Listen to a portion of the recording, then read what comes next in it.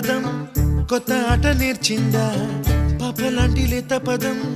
పాఠశాలగా కూనలమ్మ జానపదం పల్లె దాటి వచ్చిందా చవళిల జానతనం పాట చూపగా కుంచెలో దాగే చిత్రాలు ఎదురొచ్చేలా అంతటా